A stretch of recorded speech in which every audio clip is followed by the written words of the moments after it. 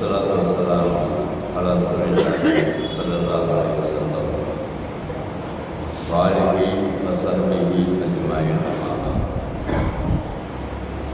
கண்ணியமிக்க எல்லாம் நல்ல அல்லாஹ் சுப்ஹானஹு வ தஆலா நல்லடியார்களே, சகோதரர்களே, அல்லாஹ்வுடைய கிருபையால் நம்முடைய சமூகத்தில் ஒவ்வொரு வாரம் ஞாயிற்றுக்கிழமை மகரிப் தொழுகைக்கு பிறகு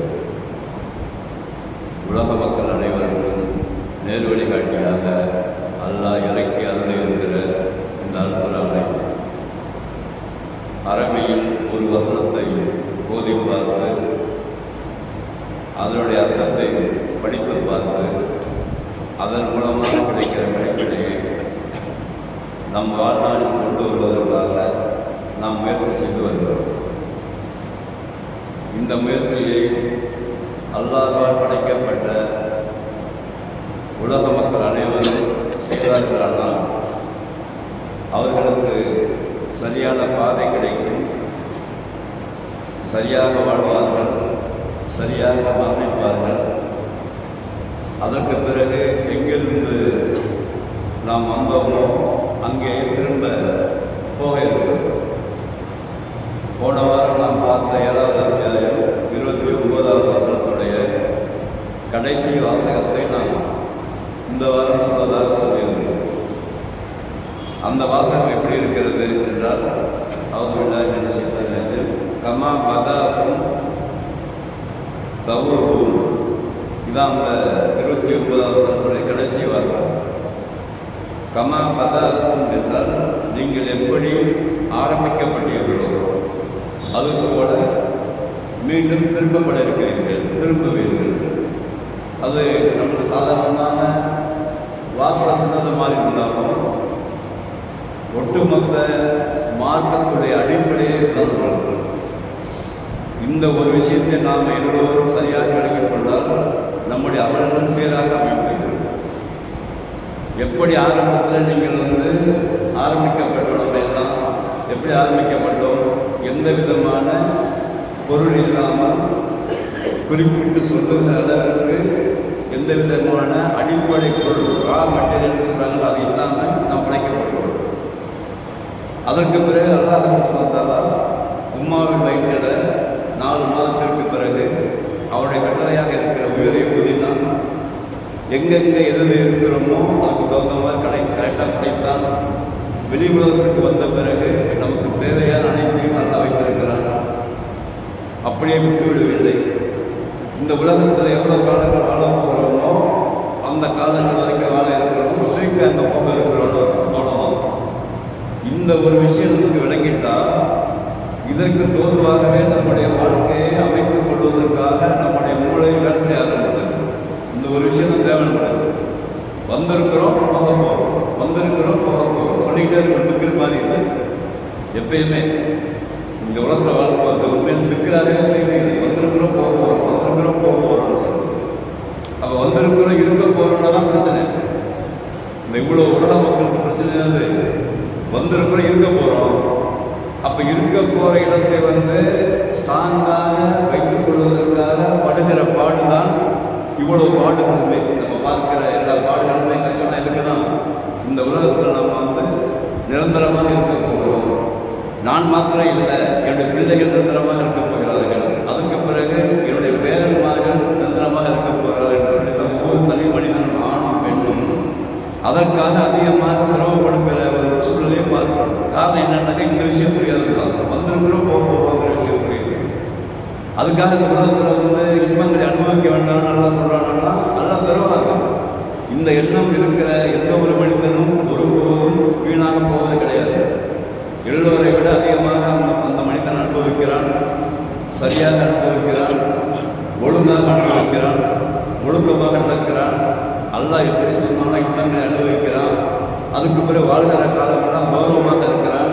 அவனுக்கு தேவையான எல்லாவற்றையும் எல்லாம் மறைவாக கொடுத்துருந்தாங்க. நீ யாரை வேணாலும் கேட்டுப்பாரு, யாரை வேணாலும் இந்த எண்ணம் கொண்டு வாழ்கிற அவர்கள் நல்ல சூப்பராக வாழ்ந்துட்டு இருக்கிறாங்க. அவங்களுக்கு விளங்கலையாது. மாறாக யார் இந்த எண்ணம் இல்லையோ அதை பற்றி அடுத்தாரு நல்லா பேசுகிறான். 30வது வருஷத்துல நல்லா பேசுகிறான். எப்படி பேசுகிறான்னு சொன்னாக்கா, பரீக்கன் ஹதா, இந்த எண்ணம் கொண்ட ஆண்களும் பெண்களுக்கும் நான் நேர்வழி என்று சொல்லக்கூடிய அந்த நேர்வழியை நான் என்ன செய்திருக்கிறேன், அவர்களுக்கு எழுதிவிட்டேன். என்ன நேர்வழியை? இந்த எண்ணம் கொண்டு யாரெல்லாம் இந்த உலகத்தில் வாழ்கிறார்களோ அவர்களுக்கு நேர்வழி அல்லாஹ் தரப்பிலிருந்து கிளியர் ஆகிடுச்சுன்னு அர்த்தம். பரீக்கன் ஹதா, நான் அவர்களுக்கு நேர்வழியை கரெக்டாக கொடுத்துருக்கிறேன். இப்போ பரீக்கன் ஹக்க அலைஹிமும் வலாலா, இன்னொரு கூட்டம் இருக்குது, அவர்கள் மீது உண்மையிலேயே வழிகேடு விதியாக்கப்பட்டு விட்டது. இந்த வழிகேடை விதியாக்கியது யாருனாக்கா அல்லாஹ் விதியாக்கலை. அல்லாஹ் எல்லா மனிதனுக்கும் நேர்வழி காட்டுவோம் தான். நேர்வழி காட்டுவதற்காகத்தான் அவ்வளவு பெரிய விஷயங்களை எல்லாம் எல்லா நபிமார்களுக்கு கொடுத்து மக்கள் நேர்வழிப்படுத்தினான். ஆனால் மனிதர்கள் தங்களுக்கு தாங்களே வழிகளை எடுத்துக்கொண்டார்கள். அது காரணம் என்னங்கிறத பின்னாடி சொல்கிறோம். இன்னமும் இத்தகதும் ஷயாத்தி, இந்த வழிகேட்டில் இருப்பவர்கள் என்ன செய்கிறாங்கன்னாக்கா ஷைத்தான்களை எடுத்துக்கொள்கிறார்கள். அவுலியா மின்தூனில்லா, அல்லாஹ்வை விட்டுவிட்டு ஷைத்தான்களை பாதுகாவலர்களாக நண்பர்களாக அவர்களோடு கலந்து உறவாடி ஷைத்தான் சொல்லுகிற விஷயங்களை ஏற்றுக்கொள்கிறார்கள். இவர்கள் எல்லாம் வழிகேட்டில் உள்ளவர்கள். அப்போ வழிகேடு இது, நேர்வழி இது என்று தெளிவாக அல்லாஹ் பிரித்து சொல்லி இந்த பக்கம் போடினாக்கா நேரான வழின்னு அல்லாஹ் பிரித்து காமிச்சாச்சு. ஷைத்தானை பற்றியும் மேலே சொன்ன வசனங்கள்லாம் சொல்லியாச்சு. சைத்தான்டா யார், அவன் எப்படி வழிகள் இருப்பான், எங்கே உட்காந்துருப்பான், முன்னாடி வருவான், பின்னாடி வருவான், லெஃப்ட்டில் வருவான், ரைட்டில் வருவான், மேலே வருவான், கீழே எல்லாம் சொல்லியாச்சு. அப்படி இருந்தும் அந்த பிரித்த அறிகிற எண்ணம் இல்லாத கூட்டம் இருக்கிறாங்கல்ல, அவங்க தங்களுக்கு தாங்களே சைத்தான்களை என்ன செஞ்சுக்கிறாங்க, நண்பர்களாக எடுத்துக்கொள்கிறார்கள். எக்ஸாபூன அன்னவும் முஸ்ததும், அது மாத்திரம் இல்லை, அந்த சைத்தான்களை யாரெல்லாம் எடுத்துக்கொண்டாங்களோ அவங்க நினைக்கிறாங்க நாங்கள் எல்லாம் நேர்வழியில் இருக்கிறோம். இதுதான் முக்கியமான பாயிண்ட். அப்படியே எடுத்துக்கொண்டு விட்டால் கூட பரவாயில்ல, சைத்தானை பின்பற்றி கொண்டு வழிகட்ட அப்புறம் கூட பரவாயில்ல. சொல்கிறது என்னது, அந்த கூட்டம் சொல்லுது நாங்கள் தான் நேர்வழியில் இருக்கிறோம், நாங்கள் தான் கரெக்டாக இருக்கிறோம். இது சம்பந்தமாக குர்ஆனில் நிறைய வசனங்கள்ல அல்லாஹ் பதிவு செய்கிறான். குல்லு ஹிஸ்பின் பிமாலதையும் பதிவும், இது ஒரு வார்த்தை இருக்குது. இந்த ஒரு வார்த்தை இந்த ஆயத்துக்கு தொடர்பாக இருக்குது. குல்லு ஹிஸ்பின் பிமாலதையும் பதிவும், இந்த உலகத்தில் வாழற எல்லா கூட்டத்தாருமே தங்களுக்குள்ள ஒரு கொள்கையை வகுத்து கொண்டு அதை மக்கள் மத்தியில் சொல்லிக்கொண்டே இருக்கிறார்கள். அது மாதிரி சொன்ன மாதிரி பார்த்தாங்க, அது சந்தோஷப்படுறாங்க. பதிவுகள் என்று சொன்னால் கொள்கையை வகுத்து கொண்டு அதை பக்கம் அழைக்கிறாங்க, மக்களை அழைத்து கொண்டு சந்தோஷப்படுகிறார்கள். அப்போ சந்தோஷப்படுறவங்க யாருன்னு சொன்னாக்கா அந்த கொள்கையை உருவாக்கியது அல்லாஹ் உருவாக்கி தரல. அல்லாஹ் உருவாக்கி தந்தது குர்ஆனில் இருக்கும். அல்லாஹ் உருவாக்கி தந்தது ரசூலுல்லாஹி நடைமுறைப்படுத்தி காமிச்சிருப்பாங்க. இந்த ஒரு கூட்டம் தான். இது அல்லாத மற்ற எல்லா கூட்டத்தையும் பற்றி அல்லாஹ் சொல்லும் பொழுது ஒரே வசனத்தில் அல்லாஹ் சொல்கிறான், குல்லு ஹிஸ்பின் பிமாலதையும் பதிவும், எல்லா கூட்டத்தாரும் டோட்டலி யாரெல்லாம் இந்த உலகத்தில் கூட்டம் என்ற பெயரில் தனக்கு தாங்களே ஒரு கொள்கையை வைத்துக் கொண்டு பைலாவை வைத்துக் கொண்டு தங்களுக்கு கீழே தலைவர் பொருளாளர் செயலாளர் என்று ஒரு கூட்டத்தை அமைத்துக் கொண்டு யாராக இருந்தாலும் சரிதான், அது மார்க்க பணியாக இருந்தாலும் சரிதான், அது எந்த பணியாக இருந்தாலும் சரி, எல்லாமே அடங்கிடுவாங்க. அப்போ கூட்டம் என்பது அந்த கூட்டத்தில் கொள்கை என்பது என்னன்னாக்கா அது தெளிவாக இருக்க வேண்டும். கூட்டத்தின் பக்கம் மக்களை அழைப்பவர்கள் அதிகமாக இன்றைக்கு இருக்கிறார்கள். எந்த கூட்டத்தின் பக்கம் தங்கள் எந்த கொள்கையை வைத்திருக்கிறார்களோ அந்த கொள்கை தான் சரி என்று சொல்லி அதன் பக்கம் பிரச்சாரம் நடைபெறுகிறது, அதே பக்கம் பயான் நடைபெறுகிறது, அதை பக்கம் அழைக்கிறாங்க, அந்த பக்கம் கூட்டம் வச்சுக்கிட்டு தாங்கள் இருக்கிற கூட்டம் சரியான கூட்டம், அந்த கூட்டம் சரி கிடையாது, எல்லாமே வந்துடுது. எந்தெந்த மதங்கள் இருந்தாலும் அதான் வரும். மதங்கள் பேரில் எத்தனை கூட்டம் இருக்க எல்லாம் வந்துடுறதுக்குள்ள ஒரு வருஷத்துக்குள்ள. அதுக்கு பிறகு இயக்கங்கள்ங்கிற பேரில் மார்க்க இயக்கமாக இருந்தாலும் அதான் விஷயம். மார்க்கத்துடைய பயணம் செய்கிறோம் நாங்கள் தனி இயக்கம் காண்கிறோம் சொல்லி வைக்கிறாங்க இல்லையா. பெருக்கு பெரு இயக்கம், பெருக்கு பெரு பள்ளிவாசல், அதுக்கு ஒரு கொள்கை, அதுக்கு ஒரு தொண்டர்கள், அதுக்கு ஒரு நோட்டீஸு, அதுக்கு ஒரு பிரச்சாரம் பண்ணாங்க, எல்லாமே வந்துடுவாங்க. அப்போ இதெல்லாம் தடை விதிக்கப்பட்டிருக்குது. அதனால தான் குர்ஆன் ஹதீஸை பின்பற்றக்கூடிய நாடுகளில் இயக்கம் கண்டால் ஜெயிலில் போட்டுருவாங்க. நல்லா ஞாபகம் வச்சுங்க. குர்ஆன் ஹதீஸை பின்பற்ற நாடு இருக்கா இல்லையா. சவுதி அரேபியா இருக்க வச்சுங்களேன், ஒரு பேச்சுக்கு சவுதி அரேபியாவில் போய் இயக்கம் காண முடியும். வேணாவது ஒரு 10 பேர் சேர்த்து நான் இந்த சவுதி தொகை ஜமாத் வைக்க முடியும், யாராவது வைக்க முடியாது.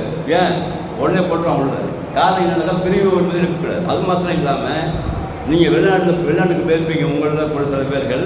அங்கே பார்த்தீங்கன்னா ஜும்மா என்பது ஒரு பள்ளிவாசலை தான் இருக்கும். ஒரு கிராமம் எடுத்துக்கிட்டிங்கன்னாக்கா ஒரு பள்ளிவாசல் இருக்கும். மற்ற பள்ளிவாசல்கள் எல்லாம் என்ன நடக்கும், 5 வேளை தொழுகை நடக்கும், ஜும்மா நடக்காது.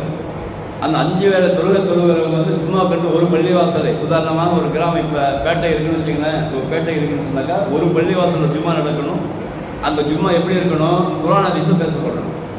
மற்ற பள்ளிவாசல் நிறையா இருந்தால் பிரச்சனை இல்லை. அந்த பள்ளிவாசலில் வந்து ஜும்மா நடக்கக்கூடாது. ஏன்னாக்கா ஜும்மா நடந்தது என்று சொன்னால் ஒரு பல கருத்துக்கள் மக்கள் மத்தியில் போயிட்டே இருக்கு.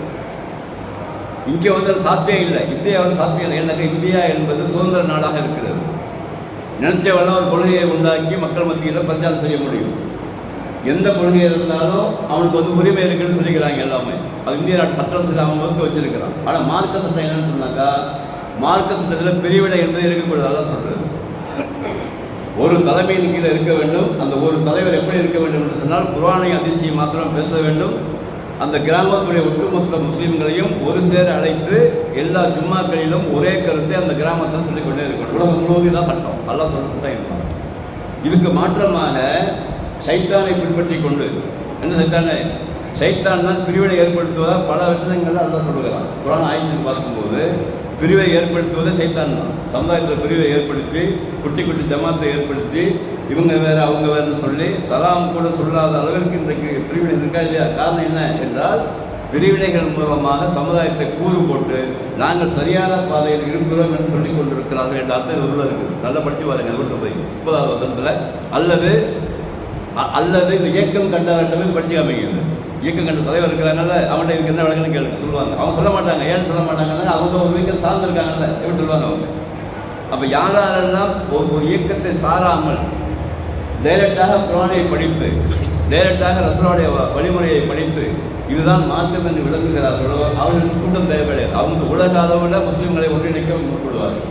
உலக அளவில் ரசூலுல்லாஹ் சொன்னாங்களே இல்லையா, யாரெல்லாம் களிமா சொல்லி விட்டார்களோ அவர்கள் எல்லாம் முஸ்லீம்கள். அந்த முஸ்லீம் மட்டும்தான் எல்லாம் வந்துடுவாங்க. அதில் வந்து மாசியத்தை என்று சொல்லக்கூடிய மாசியத்தில் என்னது? மாறு செய்தல். அந்த மாறு செய்கிற கூட்டத்தை என்ன செய்யணும்னாக்கா இந்த விஷயத்தை விளங்கியவர்கள் பொறுமையாக சொல்லிக் கொடுக்க வேண்டிய பொறுப்பு நம்மளுக்கு இருக்குது. தனி கொடுத்து நம்ம போகும்போது என்ன நடக்குதுன்னா அவன் பாட்டு அவன் வளர்ந்துட்டு இருப்பான், நீ பாட்டு நீ வளருவா. அதான் நடக்குது. 40 வருஷத்துக்கு முன்னாடி நம்ம தப்பு என்னன்னு சொன்னாக்கா, தனி கொடுத்ததை போனதுனால அந்த விளைவு தான் இன்றைக்கு அவன் ஒரு கொள்கையை வைத்துக்கொண்டு அவன் வளர்ந்து கொண்டிருக்கிறான். நம்ம ஒரு கொள்கையை வைத்து வளர்ந்து கொண்டிருக்கிறோம். நினைச்சவெல்லாம் இடம் வாங்கி பள்ளிவாசலுக்கு கட்டிட்டு அதுக்கு மேலே கூட்டத்தை ஏற்படுத்தி கொள்கிறான். அதனால வந்து வழிகளை பெருகிடுச்சு. அவங்கவுங்க செய்த காரியங்கள் சரி என்று சொல்லுகிறார். இதை வந்து போப்பாடு சொல்ல வேண்டியிருக்கு. ஏன் சொல்ல வேண்டியிருக்குனாக்க இதை நம்ம புரிஞ்சுக்கணும். யார் புரிஞ்சுக்குவாங்க இதை? கொஞ்சம் பேர் தான். இப்போ 10-20 பேர் நீங்கள் இருக்கீங்க. இந்த கருத்தை நீங்கள் வந்து மனசில் போடுங்க. அப்போ இயக்கம் என்று சொல்வது, இயக்கம் என்று சொன்னால் நமக்கு வந்து இஸ்லாமிய இயக்கம் என்று உலக அளவிய இயக்கம் அது. அதுக்கு வந்து தனி போர்டு தேவை கிடையாது. தனி போர்டே கிடையாது. அதுக்கு தனி போர்டு தேவை இல்லை. புரியுதா உங்களுக்கு? அதெல்லாம் வந்து இவர்கள் வந்து சரியாக கவனம் செலுத்தாமல், அது சரியாக வந்து சிந்திக்காமல் மக்களை பிரித்து அதன் மூலமாக காலங்கள் செல்ல இது கரெக்டாக இருக்கிற மாதிரி இருக்குன்னு சொல்லி மக்கள் சென்று கொண்டிருக்கிறார்கள். அதையும் இந்த ஆயத்து வந்து தடுக்கிறது. அப்போ சைத்தான்களை பின்பற்றுபவர்கள் பல வகையில் இருக்கிறாங்க. அது இவங்க ஒரு வகை. இந்த இயக்கம் கண்டவர்கள் ஒரு வகை. சைத்தானை முழுமையாக பின்பற்றுபவர்கள் ஒரு வகை இருப்பாங்க. முழுமையாக அல்லாஹ்வுக்கு ஷிர்க் வைப்பவர்கள், வழிகேட்டில் இருப்பவர்கள். இன்னொரு வகை யார்? இது போன்று குர்ஆன் ஹதீஸுக்கு தான் பேசுகிறோம் என்று சொல்லிவிட்டு கூட மக்கள் மத்தியில் இயக்கம் கண்டு அதன் பக்கம் மற்றவங்களுக்கு அழைக்கிறாங்கல்ல, இவங்களும் இந்த குர்ஆன் இந்த வசனத்தில் வந்துடுவாங்க. அப்போ நம்ம தான் உஷாராக இருக்க வேண்டும். எப்படி உஷாராக இருக்கணும்? என்ன போடுவாங்கன்னு சொன்னாங்க அவங்க. ஏங்க ஒரு பிரச்சனை வந்தால் எப்படிங்க அங்கே போய் கவர்மெண்ட்டை போய் நம்ம போய் எதிர்க்கிறது? நம்மளுக்கு வந்து சமுதாயத்தில் நம்ம அடிக்கிறான் வைக்கிறான் என்ன செய்யறது? இதெல்லாம் காரணம் அவங்க சொல்கிற காரணம். அப்போ இந்த காரணங்கள்லாம் அதெல்லாம் சொல்லலை. அல்லாஹ்வை நம்பி வாழுகிற சமுதாயம், அல்லாஹ்வையும் தூதரையும் நம்பி வாழ்கிற சமுதாயம் ஒருபோதும் இழிவு அடையாதுன்னு அல்லாஹ் பதிவு செய்யறான் பல இடங்கள்ல. உங்களுடைய தேவைகளை அல்லாஹ்விடத்தில் கேளுங்கன்னு அல்லாஹ் சொல்கிறான். அல்லாஹ் உதவி செய்வேன் என்று சொல்கிறான். உதவி செய்திருக்கிறான். ஒரு சமுதாயம் வாழ்ந்து சென்றிருக்கிறது. நம்ம வெறும் கதை பேசலைங்க ஒன்று. அல்லாஹ்வை மாத்திரம் நம்பி எப்பெல்லாம் துன்பம் ஏற்பட்டதோ அப்பொழுதெல்லாம் அல்லாஹ்ட்ட துவா செய்து உறுதியாக இருந்து அல்லாஹ் சொன்ன மாதிரி வாழ்ந்து சென்ற சமுதாயம் இருக்கிறது. அந்த சமுதாயம் உலகம் அடைகின்ற வரை உதாரணமாக இருக்கிறது நம்மளுக்கு. அந்த உதாரணமாக இருக்கிற அந்த விஷயத்தை வந்து பொதுமக்கள் வந்து உள்ளே போய் படிக்காத காரணத்தினால நமக்கு அது விளங்க மாட்டேங்குது. வேறு இல்லை. எப்படி மற்ற மதங்கள் முன்னால் இருக்கிற மக்களுக்கு மத்தியில் வந்து அந்த கல்விஞானம் இல்லாத காரணத்தினால அவங்க ஒரு வழிகேட்டை விதைக்கிறாங்களோ அதே மாதிரி தான் தன் முன்னால் இருக்கிற மக்கள் மத்தியில் அது சொல்லும்போது புரியாத காரணத்தினால மக்களுக்கு இது சரியாக தான் இருக்குது, சரியாக இருக்குன்னு சொல்லிட்டு ஒவ்வொரு இயக்கத்தாரும் அவங்க போகிறாங்க. அந்த இயக்க பக்கம் போகிறது முதல் தப்பு. முதல் இயக்க பக்கம் போகவே கூடாது. எல்லா நேரங்களிலும் நிலையாக நம்ம ஒரே நேர்கட்டில் இருக்கணும். என்னது? எனக்கு இடப்பட்ட கட்டளை அல்லாவுடைய வசனம் ரசூலுடைய எனக்கு எல்லாம் புரியுதுதான் படிக்கணும். நம்ம இதை வந்து கொஞ்சம் மெனக்கிட்டு செய்யணும். நம்ம எல்லாரும் ஆண்களும் பெண்களும் இதை மெனக்கிட்டு குரானை படிக்கும் போது தான் புரியும். இப்போ எங்களுக்கு எப்படி புரிஞ்சுது? இது நம்மளும் ஒரு இயக்கத்தை சார்ந்து இருக்கலாமா இல்லையா? ஒரு பேசிக் சொல்கிறேன், நம்மளும் ஒரு இயக்கத்தை சார்ந்து இருக்கும்போது நம்மளுக்கு வேறு மாதிரி விஷயங்கள் கிடைக்க தான் செய்ய உலகம் இல்லையா? அப்படி நம்ம ஏன் போகிறோம்னா அல்லாவுடைய அந்த குரானை படிக்கிறது புரியுது. இவர்கள் வந்து தவறாக வழிநடத்துகிறார்கள், தவறாக சொல்லிக் கொடுக்கிறார்கள், தன் முன்னால் இருக்கிற மக்களுக்கு கல்வி ஞானம் இல்லாத காரணத்தினால தவறாக வழிநடத்துகிறார்கள். இதில் பெருங்கொண்ட கொண்டு போய் விழுந்துருது அப்படிங்கிறத நம்ம புரிஞ்சுக்கணும். ஆனால் இயக்கம் இல்லாமல் யாரெல்லாம் நடுநிலையாக இருக்கிறார்களோ அதில் வந்து நம்ம இருக்கணும். அதுக்குன்னு ஒரு இயக்கம் தேவையில்லை. அது வந்து இன்றைக்கி அல்லாவுடைய மேலே கலைஞர்களை பொறுத்த வரைக்கும் நல்ல அறிஞர் பெருமக்கள் அதில் வந்து இயக்கம் இல்லாமல் தனியாக ஒரு விஷயத்தை மக்கள் மத்தியில் சொல்லி கட்டமைத்திருக்கிற அலமதுல்லா அது வந்து பெரிய ஒரு விஷயம்தான். கலைஞர்களை பொறுத்த வரைக்கும் அலமதுல்லா நல்லா சரியாக எந்த இயக்கத்தை சார்பில்லை. நல்லா அவங்களுக்கு வந்து அந்த அறிஞர் பெருமக்கள் எல்லாம் இன்னும் வீடு தாயிலையும் நல்ல கல்வி ஞானத்தை இன்னும் கொடுக்கட்டும். அவர் சரியாக வழிநடத்தி கொண்டிருக்கிறார்கள். ஒரு நாலு பள்ளிவாசல் தான் ஆகும். அதில் வந்து நம்ம சரியாக இருக்கணும். எந்த இயக்கத்துடைய விஷயங்கள் நம்ம தலையிடாமல் நாம அந்த குரான் வசனம் இது போன்ற படித்து அதை விளங்கிக் கொள்ளணும். இதில் கருத்து முரண்பாடுகள் இருக்குமானால் நீங்கள் பேசி தீர்த்துக்கணும். இப்போ நான் பேசிட்டு பேசுறது பெரிய விஷயம் இல்லை. நான் சொன்ன கருத்தில் உங்களுக்கு ஏதாவது கருத்து முரண்பாடு இருக்குது அல்லது நான் வந்து தப்பாக சொல்கிறேன் அப்படிங்கிற எண்ணம் உங்களுக்கு இருக்குமானால் என்னை வந்து தனிமையில் சந்திக்கலாம், அது பள்ளிவாசல் சந்திச்சு இதுக்கான விளக்கத்தை குரான் பெற்றுக் கொள்ளணும். அது தப்பு கிடையாது. நான் பாட்டுக்கு உடனே போகிறதில்லை. இவரெல்லாம் வந்து கேட்க வேணாங்கிறாரு, கொடி வேணாங்கிறாரு. அப்படி எப்படி சமுதாயத்தை வந்து நம்ம வந்து பாதுகாக்க முடியும்? அப்படிலாம் இருந்தால் தானே அந்த எதிரிகள் நம்ம அழிக்க மாட்டாங்கன்னு உங்களுக்கு சந்தேகம் இருக்கலாம். இதுக்கெல்லாம் அல்ல தீர்வை சொல்கிறாங்க.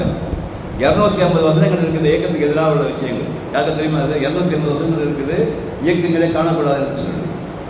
அப்போ இதையெல்லாம் வந்து முன்னாடி இருந்த அறிஞர்கள் சொல்லியிருக்கிறார்கள். சில பேர் சொல்லியிருக்கிறாங்க. இது நான் சொந்தமான சொல்லலை, சொல்லியிருக்கிறார்கள். அது வந்து மக்கள் மத்தியில் எடுபடலை. அது என்ன செய்யலை, எடுபடலை. ஏன்னாக்கா இவங்க பார்க்கறது எல்லாமே வெளிப்படையாக இந்த கூட்டம், மாநாடு, கோஷ்டி அந்த ஆர்ப்பாட்டை இதை பார்க்கிறார்களே தவிர உண்மையான விஷயத்தை அறிந்து கொள்கிற அளவிற்கு அந்த அந்த அந்த திறன் இல்லை என்பதை தான் நம்ம வந்து கண்டுபிடித்திருக்கிறோம். அதனால் இன்ஷா இந்த கருத்து சம்பந்தமாக யாருக்காவது சந்தேகம் இருந்தால் அது உங்கள் மனசில் வேறு மாதிரி எண்ணங்கள் இருக்குமானால் என்னை தனிமையில் சந்திக்கலாம், பள்ளிவாசல் இருக்கும்போது சந்திக்கலாம், அல்லது வேறு மாதிரி சந்தித்து குரான் வசனங்களிலிருந்து இதுக்கான தீர்வை நீங்கள் பெற்றுக்கொள்ளலாம். அப்போ குரான் வசனத்தை படிக்கும்போது தான் இது போன்ற விஷயங்கள் எல்லாம் நம்மளுக்கு விளங்குகிறது. இதை ஒவ்வொரு மனிதனும் ஒவ்வொரு ஆணும் பெண்ணும் கையில் இன்ஷா குரானை எடுங்க. அது 5 பேர் இருந்தாலும் சரி, 10 பேர் இருந்தாலும். இந்த ஊரில் இந்த மகளால் 10 பேர் இருக்கீங்க, 10 பேர் முதல்ல எடுக்க குரான். அப்போ புரிய ஆரம்பிச்சிருது. தமிழையாவது படிக்க முதல்ல. தமிழை படிக்கும்போது தெரியும், அதை கேட்போம், அதை சொல்லுவாங்க. வளர்த்த பார்த்து நீங்கள் பிரிந்து விடாதீங்க, முடிஞ்சு போச்சு. அப்போ தான் யோசிப்பீங்க, வள தப்பாக நல்லா சொல்கிறேன், பிரிஞ்சு கிடக்கிறானேன்னு நீங்கள் யோசிப்பீங்க. அவங்க சொல்லுவாங்க விளக்காதுக்கு இந்த பிரிந்து கிடப்பது என்பது இது கிடையாதுன்றோம். ஏன்னா அவன் சார்ந்து இருப்பாங்க. அப்போ நம்ம தான் வந்து உஷாராக அந்த குரானை படித்து இவன் அப்படி தான் சொல்லுவான்னு விளங்கி இன்ஷா அல்லாஹ் சரியான பாதையை நோக்கி செல்ல வேண்டும். அப்போ ஒரே ஒரு கூட்டம் மாத்திரம்தான் நேர்வழியில் இருக்கிறது. அந்த கூட்டம் தானாக குரானை போய் படித்து விளங்கி மனசுக்குள்ளே எடுத்து வந்திருக்கிறோம் போகிறோம் என்ற எண்ணத்தோடு வாழ்கிற கூட்டம் சொர்க்கம் சில நாளைக்கு. அந்த கூட்டம் உலகத்தில் இருக்கிறது, அது வெளியே தெரியாது. அது சொல்லிக்கிறேன், அது வந்து வெளியே தெரியாது, ஆர்ப்பாட்டம் செய்யாது. அது பெரிய பெரிய கோஷ்டிகள்லாம் மாநாடுலாம் போடாது. அது பாட்டு அமைதியாக இருக்கும், அது பாட்டு தொழுவோம், அது பாட்டு விவாதம் செய்யும், அது போயிட்டே இருக்கும். அது எல்லா உலக அளவில் நல்லா வைத்திருக்கிறான். அந்த கூட்டத்தை பற்றி தான் நல்லா பேசுகிறான். அந்த கூட்டம் தான் வரிக்கண் அதல்வா. அந்த கூட்டத்திற்கு தான் எல்லாம் நேரான வழியை தந்திருக்கிறான், நல்லா பதிவு செய்கிறான்.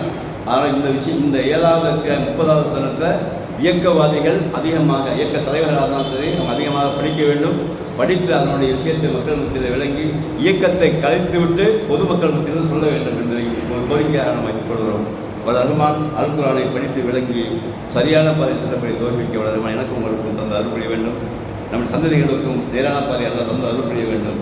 சரியான கருத்தை குரானிலிருந்து எடுத்து நாமும் உணர்ந்து மற்ற மக்கள் அதற்கு அழைக்கூடிய பாக்கியத்தையும் வளரவும் தர வேண்டும். வாக்குறுத்தவன் அஸ்ஸலாமு அலைக்கும் வரஹ்மத்துல்லாஹி வபரகாத்துஹு. சுப்ஹானக்கல்லாஹும்ம வபிஹம்திக அஷ்ஹது அல்லா இலாஹா இல்லா அன்த